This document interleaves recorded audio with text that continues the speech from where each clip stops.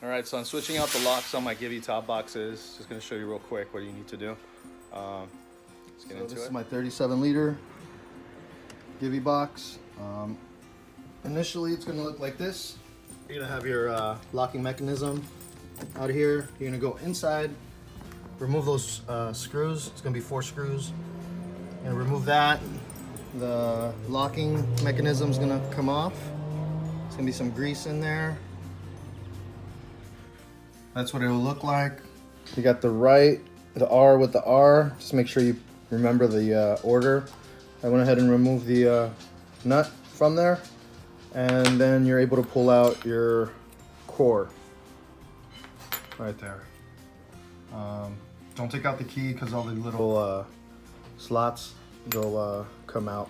Whatever you call these, the wafers, or they'll end up coming out, popping out. There's springs inside there, so just be very careful not to pull it out quickly or turn it, because you'll lose the springs. All right, so now you got your core. These little pins, I remove them all and then start one by one. Put one in with the spring in there. Put the key in. You got to make sure it's really flush right there. It's got to be flush so it locks right there. You go ahead and remove the key. Lightly pressure on these pins right there. Remove the key, old key right here, and I'm keying it to my GIVI top box, so they all match for one. You have the option of purchasing the kit, the 3 or 5, whatever it is. I saw this online, so I figured I'd give it a try. It worked already on one, so I'm just gonna do the other one. I'll have one key for the 3 boxes. All right, those right there are the pins that are sticking out. We wanna make sure that these are flush with the core. So I'm gonna remove them all and then do it one by one. Make sure you don't lose any of the springs.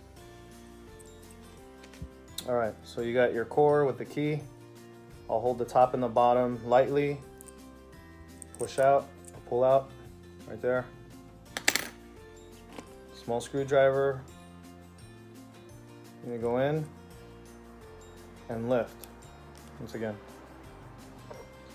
You're gonna go in and lift. So you pull it out, put them all to the side. That's what they look like right there. And you're just gonna mix and match depending on what the key looks like.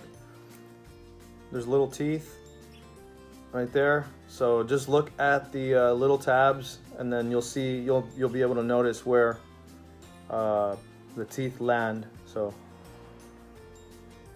and then once you put the key in, you'll see they're all flush.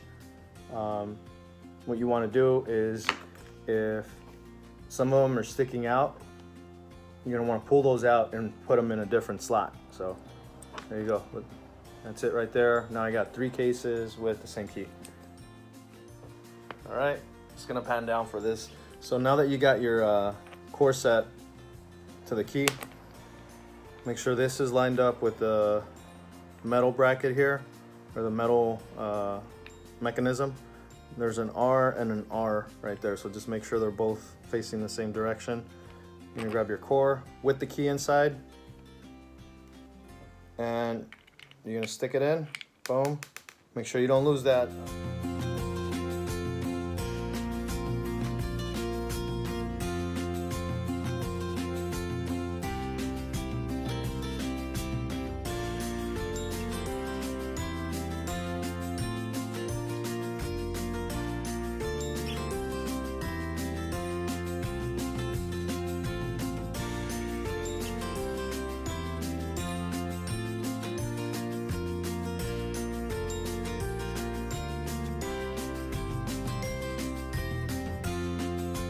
Just want to mention, when putting back the lock together, just be very careful when putting the core in. I had a little issue. The core pushed out the metal plate from the back, and it caused a little BB that's inside to fall out. If you want, I'd recommend maybe opening it up before you start working. Just take a quick look how everything's set in there. But inside is a little spring. Inside a little hole, there's a little spring, and then the little BB goes on top of that spring. I was able to do it. It was just a little finicky. It was tight. So just be careful and you'll get it done. Till next time.